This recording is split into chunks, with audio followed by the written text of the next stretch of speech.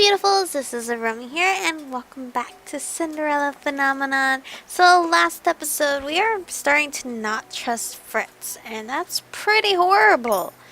And I don't think I chose right in the last time, so we are gonna doubt him. I doubt you can. My chest begins to ache and my heart feels heavy. You'd never believe me. There's a certainty in Fritz's eyes that was not there before. He looks at me with fierce determination. Try me. When I heard that, I remember Hanzo's line. I believe it's Hanzo when he's like, "No, it's Genji. It's one of those brothers that's like, try me," and it's like I just remember that. Okay. A sigh rubbed my hands over my eyes. You're accursed. The silence is all the response I need. I knew this would happen. I knew he still wouldn't believe me. Princess, we've talked about this before, but what exactly are you saying that makes you so firmly believe that? I eye him warily. Will he really listen to me? You're cursed with an alternate personality, a cruel one. I've known him for months now. Varg, well, you, Fritz, were going to kill Brad and Emmy last night. He reaches out to rest his hand on top of mine on the windowsill. His determination was dwindled into uncertainty. You don't believe me. I believe you, Princess. I can see in your eyes, Fritz, you doubt me. I do not doubt you, Princess, I'm just confused. How could I know about the existence of an alternate personality or about a curse inflicted on me? Was that wrong? I knew you weren't going to believe me. How could I have been so stupid to think that you would? Princess! Oh, okay, I was wrong. I was supposed to choose this option. He begins to move toward me, but I stop him in his tracks with a single glare. Don't. But he does it anyway. I suddenly... Okay, I already read that part. His voice is very soft when he speaks again. I'm sorry. I do not look up when he leaves. You cannot rely on anyone but yourself. You cannot trust anyone but yourself. How can I have forgotten that? Because it's not good. Oh, we finally see a picture of Fritz. Yeah, I'm sorry, but Fritz is at the lower tier right now in my stories. Excuse me. If you hear my burping, I'm sorry. If I had been able to have my way, I would not have left my room at all. After everything that has happened, I do not think I want to know what Sir Mithras's request is. I am also worried about this so-called wonderful gift he wants to show me. Perhaps he means to kill me along with the king. Surely I should be more alarmed at this epiphany, if for some reason I only feel numb. I do not acknowledge Varg when he enters the room. Princess? I'd ask what you are thinking about, but it's written all over your face. That, and I happen to have the memories of it too. Poor Princess, your knight in shining armor turned out to be less of a hero than you thought. Stop it. Hurts, doesn't it? Well, I did tell you. I wonder why you're so surprised.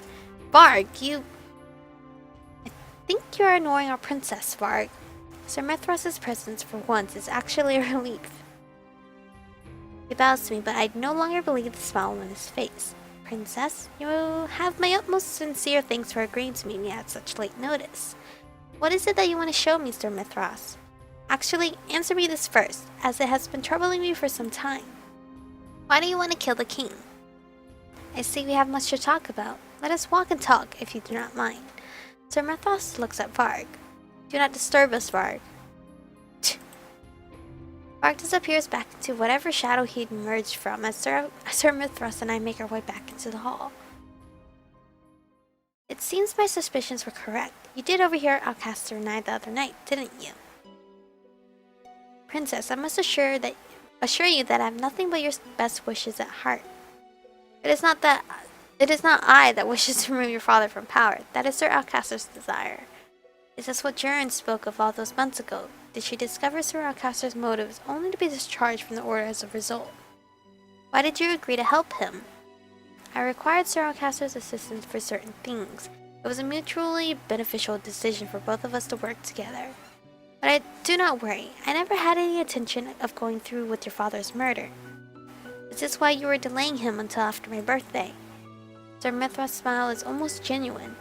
The princess is wise, just like her mother. I realize that Sir Mithras has led me into the secret tunnels.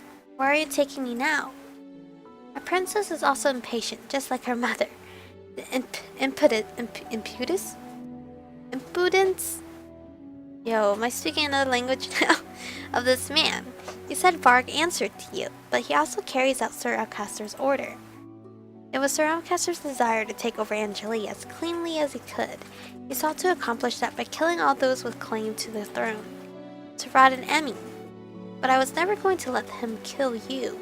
In exchange for ensuring your safety, Sir Alcaster required, among other things, a servant that provided him with one. Sir Alcaster needed someone that could remain close to him, hidden in plain sight, so to speak. He also required that they had the skills of a trained knight. Sir Fritz was capable of guarding you, my princess, but he was not as capable of carrying out Sir Alcaster's other orders. Why go to such lengths to curse Fritz? Princess, Sir Mithras focuses his intent gaze on me. Something dangerous and bright shimmers in his eyes, and I shrink back. Any threat to your life had to be removed. Besides, I am under the impression that your loyal knight would be happy to sacrifice part of himself in order to become the perfect guardian.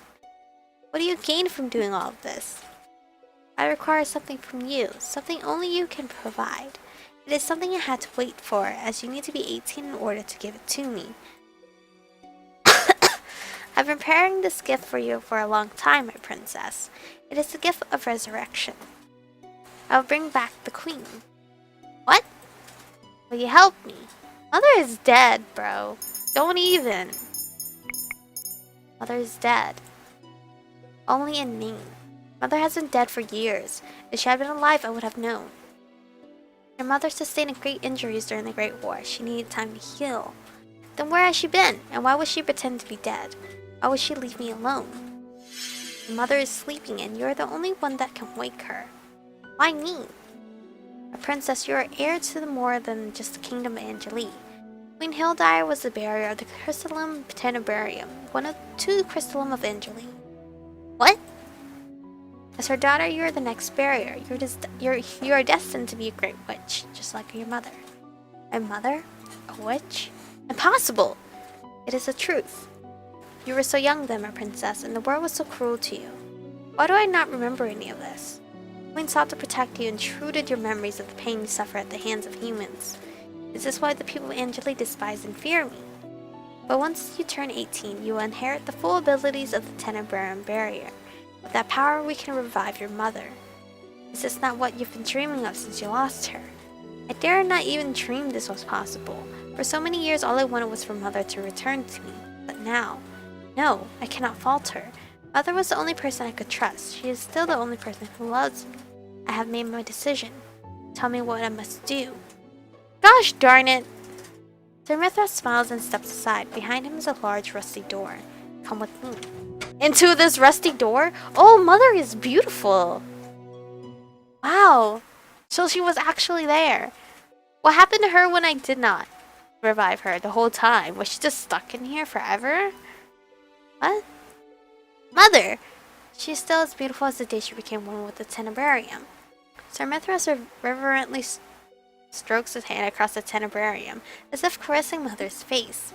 These last 4 years I have come to visit her as much as I possibly can, but I cannot wait to see her beauty grace the halls of the palace once more. Sir Mithras turns to me. Place your hands on the Tenebrarium. Wait, before I do this, Sir Mithras, you said you have no desire to kill the king. Yes? Swear to me that you would not allow Sir Alcaster's plan to succeed. Swear that you will protect the lives of the royal family. I do not wholly understand why I am asking this of Sir Mithras, yet a part of me feels compelled to do so. I may not see them as much of a family, but they have done nothing to deserve a death. A princess, swear it. Very well. I swear I shall not allow Sir Alcaster to kill any of the royal family. The clock tower chimes. The bell echoes in the chamber. The sound dull and eerie. Sir Mithras' eyes flash as he gestures his hand wildly. Now, princess, now! But it's 12! What if I was sleeping? The air in the room becomes cold. So cold I actually feel my body becoming like ice. Something is wrong. This does not feel right. I try to move away, but my attempts are thwarted by some kind of magical force. The Tenebrarium is pulling me toward it. Sir Mithras! It is too late to turn back now, princess. No! Wait! Hello? I didn't agree to this. The pull is strong. I am drawn to it like a magnet. The invisible force renders me a puppet. It takes hold of my body and forces me to raise my hands to the crystallum. I press my palms against the face of the Tenebera, my hands framing my mother's face. Her expression is gentle in her unnatural sleep. The Tenebrarum is freezing beneath my fingertips at first, but it steadily begins to warm as the clock continues counting down to 12. The warmer the Tenebrarum grows, the colder my body feels. It feels like it's sapping all of my energy, like the Tenebrarum is feeding off me. Pain starts slowly. It creeps up and out until it is flooding my entire body. I attempt to twist my body away from the Tenebrarum surface, but my hands are stuck. I turn to Sir Mithras for help, but there is nothing but crazed glee in his smile. Yes, yes, he's mad. His eyes are focused on the crystalline formed on my mother. I've become dimly aware of the tears that are beginning to fall from my eyes. I cannot go on like this. Am I dying for mother? I did not sign up for that. My vision starts to blur until I feel myself falling into endless darkness. Well, this is great. Mother? Yes, my sweet? What are you doing? I am planning, dearest one. Mother has to be ready for when she takes over Angeline. But doesn't Father rule Angeline? Oh, sweet. Father will soon be too tired to rule. Mother will rule for him. And when you are grown, you shall follow in my footsteps. I will make Angelia a kingdom to behold, my darling. You will never be hurt, and no one shall deny you anything. The people will bend to your whim and will behave as they ought to. There will be no bad people? No, dearest one, there will be no bad people in our kingdom. I will make sure of that. Perspective. I honestly did not like the storyline. There is nothing going on between Fritz and I. I thought that's what it was supposed to be. Opening my eyes and moving my body is a struggle. I feel sluggish and numb, and there is a suffocating heat in my chest that makes it difficult to breathe. When I finally do rise, my thoughts are tangled and confused. Where am I? She lives. Oh, you don't have your mask! I turn my head just in time to see Varg rise from a chair just to the side of the bed, as he's been sitting there watching me, and he is not wearing his mask. What are you doing here? We've been out for a week, princess. Oh my gosh, I've been asleep for a week? A week? I think I would know how long you've been playing Sleeping Beauty. After all, I've been here the whole damn... Hello? The whole damn time? Is that what you were about to say? Varg quickly clears his throat before gazing down at me, an exasperated expression on his face. You remember what happened. Memories suddenly flood through my mind, that they are fragments, but together they create a startling picture. Sir Mithras, in a room. 12 chimes of the clock, my 18th birthday. The Tenebrarium. And... Mother! I sit up immediately, only to succumb to a wave of nausea and dizziness. Much to my surprise, Varg reaches out to steady me, his grip firm but gentle. Slow down, princess. You're not ready to fight me yet. What time is it? Almost dawn. Will I become Fritz again in a few hours? Or have I lost Fritz forever? That is sad. Would you believe me if I told you Fritz doesn't want to see you? Oh. Yeah, I would believe that. The awareness of my last conversation with Fritz hits me full force. After what happened the last time we spoke, I'm not surprised that Fritz does not want to see me. He was too ashamed to face you. I had no idea Fritz would react the way he did to your words. I have most of his stronger memories, not all of them, but most. I thought he'd have most of mine too, but I guess that's not the case.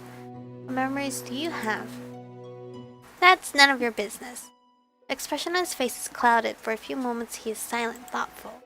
In the beginning they were mostly of you. What? Bar glances away. I notice the way his fingers drum uneasily on his cane and stare. I've never seen Varg look like this. I carefully slide my way over to the edge of my bed, allowing my feet to dangle to the floor. Fritz cares for you, princess. Take my word for it, if no one else's. Why is he suddenly telling me all this? Will I ever see him again? Or has he lost to you? Damn. Varg flinches back from me, taking a few steps back to put some distance between the two of us. I can't say. I watch Varg closely. I'd never noticed before, but Varg's emotions are very clear if you know what to look for. Press him or leave it. Press him for. You cannot say or you won't say. Princess? The gentleness with which he says my title makes me think of Fritz. However, just as I am beginning to hear Fritz's voice through him, his demeanor changes once again. The vulnerable man disappears and is replaced by the usual facade. Bark straightens and glares at me. He displays his confidence to hide his true emotions. It seems like he wears two masks. You're more like Fritz than you would care to admit. Fritz would never harm you. Bark snarls, but he no longer intimidates me. Fritz this, Fritz that. All you ever talk about is that idiot, even though I have been the one by your side this entire time. Fritz is nothing compared to me. Then why do you feel threatened by him? My words render Varg speechless. I dimly notice the patterns of red dawn scattered across my room. The sun is almost up. I look back to Varg, my eyes seeking Fritz. Varg moves, his eyes fiercely closes the distance between us. Otome? Oh, hello? What just happened? Why is he kissing us? I'm so confused. I didn't ask for this. Varg presses his lips to mine, effectively stifling the rest of the word. I have only a moment to gasp out for breath before Varg kisses me again more deeply. I raise my hand to push him away for a brief second as my mind hazes over in shock. Varg takes advantage of my confusion and moves forward again, and an unreadable expression in his eyes as he leans over to me. I try to pull away, but Varg tangles his hand in my hair, tilting my head back to press his lips firmly against mine once more. No, this isn't right. Or, this is not right. I tremble as his free arm sweeps down my back and eventually comes to rest on my waist. Why is he kissing me? He doesn't even like me. Anger clears my mind. I ball my hands into fists and shove at Varg's chest. His eyes are bright and out of focus when I am able to look into them. His chest betrays his labored breathing. I wipe the back of my hand against my mouth as I glare at Varg. I do not trust myself to speak without screaming at him. Coherence slowly starts to filter back into his gaze. I can see the awareness in his gaze along with guilt. I suddenly realize that my cheeks are now wet with tears. Why am I crying? Because he kissed you and that's not who you wanted the kiss from. You wanted Fritz to kiss you, not freaking Varg.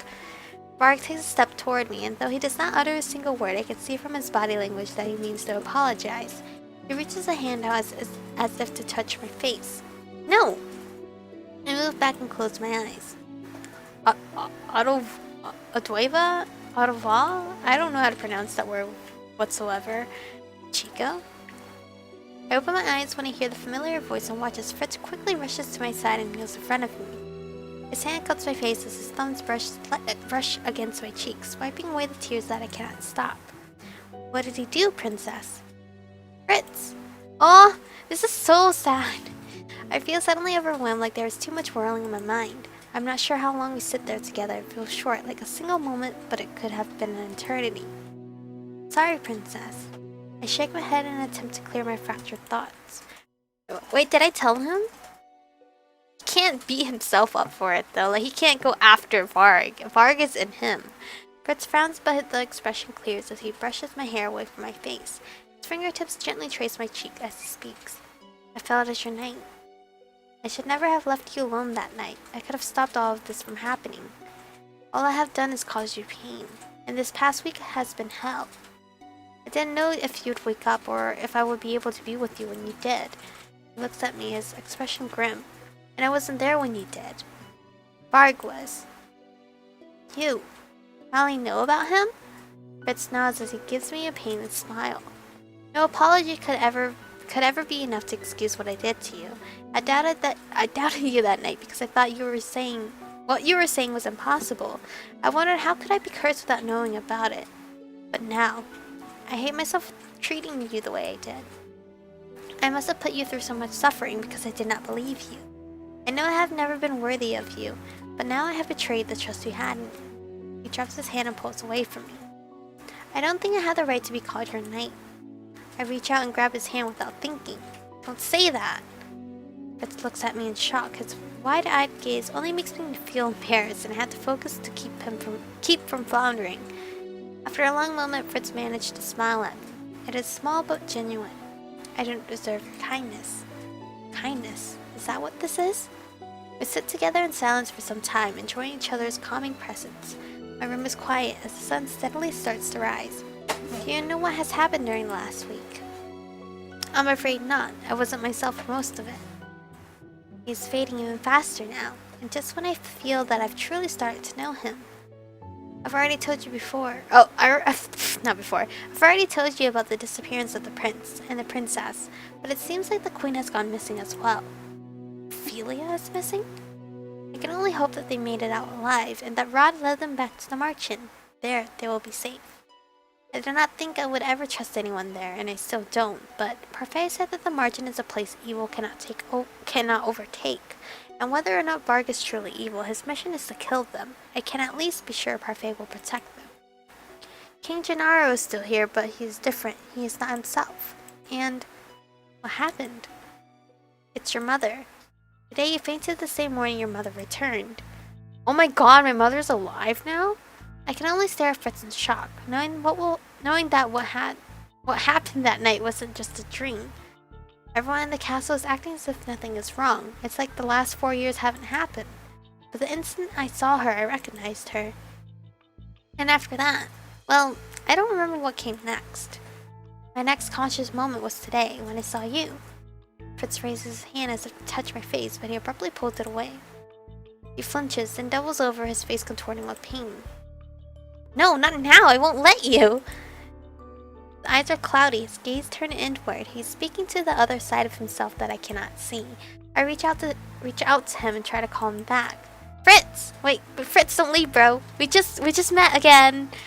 He looks up at me and attempts a sad smile. He's trying to make it seem like he's fine. When he speaks, it is through gritted teeth. I'll never let him hurt you. Can you trust me? About that, at least. Yes. Oh, my love. My love is leaving me. The shadows dance around him almost tauntingly at first. Then they simply engulf him and Fritz disappears into darkness. I take a step back. I hate to interrupt. You again. It's you again. I snarl at him, but Varg merely shrugs. He looks indifferent, as if what had transpired between us before never happened. I have things to do today. Oh, you're not even going to apologize for what you did to me. Varg turns away and walks briskly out of my room without glancing back. I make my way through the hallways of the palace, determined to find Sir Mithras. Over the past few months, I have been all but invisible to the people in the palace. It allowed me to pass undisturbed. I had always figured it was because no one remembered who I was with my curse. But today things are different. A maid sweeping the hallway jumps at the sight of me before quickly curtsying. Your Highness! Her eyes are downcast and she does not look up at me as I pass by her. As I walk past her, 2 other servants heading in my direction also move to the side of the hallway. Your Highness? Your Highness? They remember who I am now. But how? Has my curse somehow been broken? Not really. I spent the entire morning searching for Sir Mithras, but he's nowhere to be found. The only room I have yet to search is the throne room. Where's Mother? I push open the doors and walk inside. There I am met with an unexpected sight. The king sits on his throne, his posture regal, but his eyes downcast. Your Majesty? He does not look up when I enter, but I can see that his eyes are stony, unmoving. I approach him cautiously, and upon closer look, I notice how his eyes look so empty. It's almost as if he cannot see me. I inhale and something catches in my throat. My heart begins to beat rapidly. What have they done to you? My princess. I whirl around and see Sir Mithras approaching me with a smile. Where did he come from? I've sworn there was no one else here when I entered. Sir Mithras, I was just on my way to see you. Varg just told me you had awakened. What is wrong with the king? Physically, there's nothing wrong with him at all. Really? Anger begins to burn within me. You swore that you wouldn't harm him. Is he not alive, my princess? Take a good look at him. The king is completely unharmed. The change in Sir Mithras' expression is subtle, but I can feel the malice in his gaze. I should add that it was difficult to keep this promise, princess. My queen will be having words with you about this. Mother? Where is she? She has left the palace for the time being. You have been unconscious for a week. My queen could not spend every moment fretting by your bedside. But didn't Varg say he was the one to stay by my side? I shake the thought from my mind. When will I be seeing her? At dinner, I assume. Now if that's all... Wait! Sir Mithras pauses abruptly to look at me. The servants I met in the hallway seem to remember me. How? I really cannot guess. He sighs as he runs a hand through his hair. When you turned 18 and became the Tenebrae barrier, the curse that the lesser witch cast on you broke. What? Moments before your mother woke, you were the strongest witch in all of Angeline. A lesser witch's spell could not have any effect over you. Congratulations, princess, you are no longer a victim of the curse. Your life is back to the way it was before. Now, is there anything else you would like to ask me? I knew it! I said this like a couple episodes ago, or maybe yesterday, I don't remember. Where like, I feel like my curse is just gonna magically break on its own. Yes, there is. About Fritz. Remove his curse, hell yeah. How do I break his curse? Let's just ask that. Much to my astonishment, Sir Mithras begins to laugh. The sound is cruel and so sharp and deadly, it cuts through the whatever hope had been forming in my heart. You wish to break his curse? Oh, princess, you should have told me earlier you cared so much about that boy. Perhaps then I would have tailored his curse to your requirements. Poor upstanding chivalrous Fritz. In many ways he was too much of a knight for his father's liking. Oh, hello! Sir Mithras leans closer to me, so close I can see a crazed gleam in his eyes. Would you like to know why I cursed him, princess? I remain rooted in place, but not flinching away from Mithras is harder than I would have thought. Sir Alcaster approached his son for help, expecting him to help kill the king and take over the throne, but Fritz refused. Sir Alcaster needed an obedient servant, and Fritz deserved to be punished for stepping out of line. No! And so I removed those memories of Alcaster telling Fritz of his devious plans, and gave him the curse. Fritz has the Little Red Riding Hood curse. There is, after all, no better servant than the big, bad wolf. He has the power and drive of a predator, but is still so obedient. Wolves are closely related to dogs, after all. More like dogs are related to wolves, because didn't dogs originate from wolves? And better yet, the big bad wolf will always stay close to the lady he desires to devour. Oh, really? I can feel disgust seething in my stomach. I have created the perfect servant for Sir Alcaster. In short, Sir Mithras suddenly reaches out a hand to grab my face by the chin. He forces my head up at a painful angle. There is no breaking his curse, princess. Not unless Fritz is somehow able to mentally overpower Varg. And we all know how formidable Varg is. Sir Mithras releases me. Now put the idea out of your pretty little head. Don't you already have everything you've ever wanted? No. I don't have Fritz. He smiles wryly before turning and walking out of the throne room, leaving me alone and trembling. To break the curse, Fritz has to overthrow Varg and his own mind? A sudden cold descends upon me. I wrap my arms around myself and shudder. I turn to look at the king, but he has not moved since my encounter with Sir Mithras. Your Majesty, did I do this to you? Mother. If she were here, she could make sense of it for me. Mother, where are you? I stare at my now trembling hands. This is not what I wanted at all. Princess, we cannot. I am the crown princess. Which is why we cannot allow you to leave on your own, your highness. It's strange to think just a few months ago these same men did everything they could to keep me out of the place. Palace. Whichever one. Your highness, you'll need an escort if you want to leave. I can take care of myself. Back to being a nuisance, I see. Sir, they know who he is? I watch in stunned silence as both soldiers salute to Varg. Varg turns to smirk at me. Well, what's going on here? The princess wishes to leave the palace to visit the town. Does she now? I can feel Varg's eyes on me, but I refuse to look at him. Fine, I will accompany her. But the queen said... The words die in the man's throat as Varg turns to glower at him. His eyes flash with impatience, and it is enough to coax the soldier into silence. Open the gates. Yes, sir. The gates swung open. I rush out, thinking that maybe if I move fast enough I can lose Varg. So, what are we here for? Though I tried my hardest to shake him, Varg is still irritatingly close. It is impossible to leave him. Princess. Varg leans out and wraps his finger around my elbow, pulling me to a stop in the shadows of an alleyway. My irritation is immediate, and I look up to glare at him. What are we doing in town? As much as I don't want to agree with those idiot knights, you really should be watering the streets. My next words are cold and sharp. Why not? Before that was what everyone insisted I do, and now the only thing everyone wants is for me to stay indoors. Varg is silent for a few moments before finally letting out an exasperated sigh. Angeli is not what it was, Princess. What are you talking about?